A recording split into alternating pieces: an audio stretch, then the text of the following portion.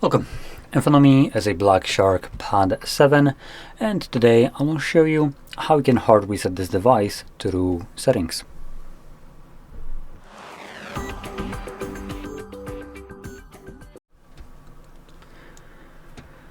So, to get started, I do want to quickly talk about backing up your device. Your tablet does store probably some of your personal information, and there might be something that you would like to retain.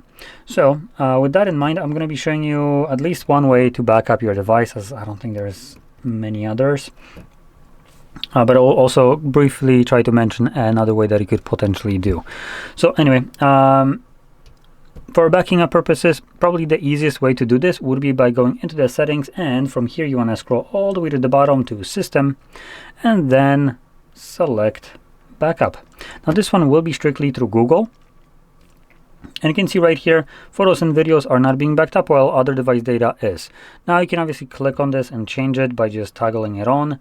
But I do want to just talk about this process if you plan to back it up like this.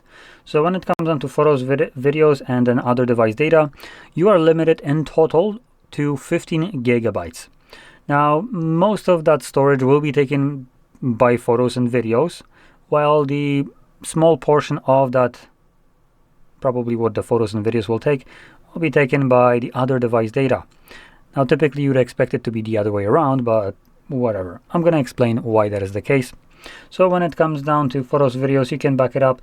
The moment you surpass that 15 gigabyte or get to that 15 gigabytes, you're done. You can't really back up anymore unless you clear up that cloud storage, as this is going to be Google's cloud storage. Now, when it comes down to other device data, this will be backing up things like your contacts, call history, device settings, app data, SMS, and MMS messages. Now, you can see right here, 14 gigabytes is being used out of 15, so 97% is taken. And it doesn't really specify right here by what. Typically, I believe you just kind of get a progress in terms of, for instance, photos, videos, and then other in different color codings. But anyway, that's neither here nor there. Now, talking about the backup right here, Google will back up whatever it actually benefits the most, them meaning. So things like contacts, obviously those will be stolen without a problem, just because why would Google ask for consent people that these contacts belong to when they can get you to upload it to them and utilize that instead of asking for consent? So they're just going to be straight up using you in order to steal personal information of other people that have never consented to this. I genuinely despise this. Next, we have call history. This just kind of allows them to get better ads profiles for people, as it allows them to, tie in contacts, names, and people that those contacts know, and so on. Just, the typical creepy shit that Google gets into. Next, we have device settings. Now, that's not really going to be backed up, other than like the most benign kind of options. App and app data, again, that's another thing that's not even going to be backed up. Now, the message right here says backup. Now, backup, the way it works, typically by definition, would be creating a copy of something, right? Now, I definitely don't consider something being backed up when the equivalent of the backup is a sticky note to the application that I'm supposedly have right now backed up. Now, the reason I'm pointing that out is because you might have downloaded some application, like, for instance, User Emulator. Now, in the time of you downloading that application and you creating a backup right now, and then potentially, obviously, restoring it in the future, Nintendo lawyers assembled like the goddamn Avengers, and they eradicated Yuzu Emulator from existence.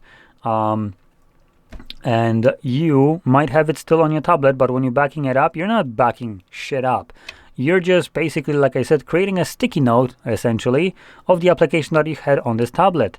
Now, the problem here is when you go to restore it, the restore process just takes that sticky note, looks at it, use emulator. Cool, let me go to the Play Store and download it. But it's not there, so there's nothing to download. So it's not going to restore something that it can no longer find. So that's one. And this is assuming applications came from Play Store. If they came from somewhere else, Google doesn't bother backing them up at all. So as a backup, this is absolutely awful. Now, the reason I'm kind of pointing that out and just completely shitting all over this is because you do have some other alternatives to backing up your device if you have, if you're switching to a new one, or if you maybe have an older device.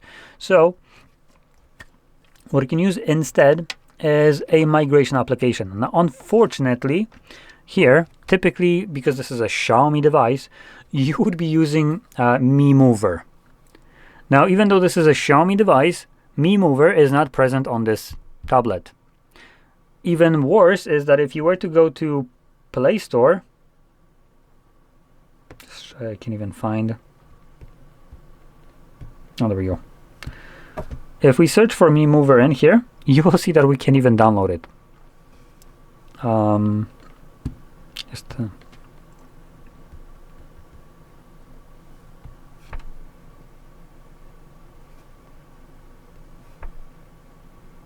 Oh, wait, no, actually this tablet can download it. Okay, interesting. So in here, it looks like we actually can get it. So in reality, this doesn't really matter much. Typically, this would be pre-installed already on a device.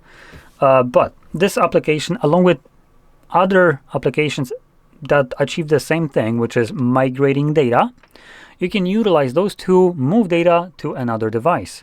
Now, we can do this both ways, move it from one device and then back to this one. So technically, that would kind of act as a backup, but that will vary depending on like what the purpose of your migration is. If you're switching to a new device, new tablet, or maybe a phone, you can just migrate to that device and you're good to go. You don't need to obviously move it back, as it's still here. But for purposes of resetting this and then trying to get the data back on here, you'd kind of need to go both ways. And I don't know how this will actually act. Let's quickly check. Because typically you would use MiMover on the device that this application would come pre-installed on. And I want to just kind of take a look at this just in case this is acting as this device isn't a Xiaomi. And it is. So this kind of completely screws up the process. So what I'm getting at here, you can see when you open up MiMover, you only have old option right here. Now, if this application came pre-installed on this device, there would have been old and new. And that defines if you can move data from this device to another or move it back to it. With new option, it allows you to move the data to it. Without that new option, you only can move the data out of it.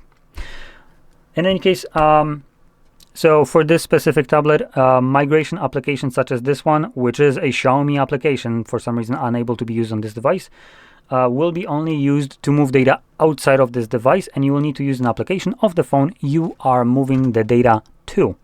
So if I am planning to move data to a Samsung device, let's say this phone, I would need to download Samsung's version of such an application, which Samsung names their application as Smart Switch. So I'll download from Play Store Smart Switch instead of MiMover, and it will allow me to then open up that application on my phone, as well as open it up here. And again, you'd select old. On the other device, you select new, and you move data, all of it, from here to that other device. Now, the benefit of doing this instead of something like Google is the fact that migration applications allow you to migrate all the photos regardless of the storage. So if you have 15 gigabytes or more, it doesn't matter how much storage these photos are taking, as long as you have sufficient amount of storage in total on your phone that is available. Just to explain this a little bit in a different, simpler way, if this tablet has 128 gigabytes of storage, this only has, let's say, 64. If I have 100 gigabytes of photos out of that 128, I won't be able to move 100 gigabytes of photos onto a 64 gigabyte device, as there is not enough storage. I would need to have over 100 to store these photos, yet I only have 64. So that would be your limitation, but most phones have at least 64, the very like low-end ones. And nowadays, almost every device has about 128 or more, which typically this should be good enough for any kind of photos, videos, and application migrations without much problem. Additionally, things like applications, they are not subject to the same BS of needing to originate from Play Store, and it's also the process doesn't care if these applications are on Play Store still or not. As long as they're on your device, they can be moved, which is super nice. So that's what I would recommend doing. It's going to be much better, much more thorough process of migration, moving data with much more control over it, while also preserving privacy. So it's an absolute win, I would say. Now, to reset this tablet, all you would need to do in reality is go into your settings. So there we go. In the settings, you want to scroll to System. And in System, you're going to select Reset Options, and then Erase All Data, Factory Reset. Give it a moment, it will present you with the data that will be removed by this process, which at this point shouldn't really matter, as our device should have been backed up by now. So we can select Erase All Data. Now when you click on this button, before you see this, you will have to confirm your screen lock if you have one set. I don't, so it automatically just jumps page forward. It just gives you one last message. All of your personal information and downloaded apps will be deleted. You cannot undo this action. So we're going to select Erase All Data, and this will now begin that resetting process. This will take about 2 minutes on here to finish up, and once it's completed, we will be presented with Android setup screen. So I'll be back once that is visible for me.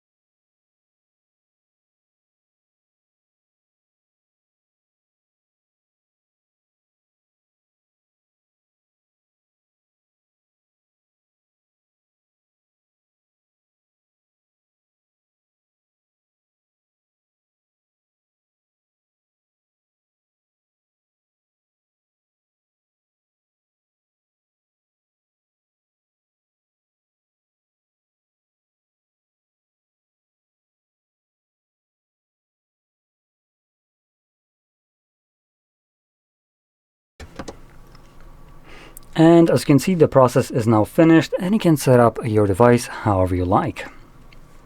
So if you found this very helpful, don't forget to hit like, subscribe, and thanks for watching.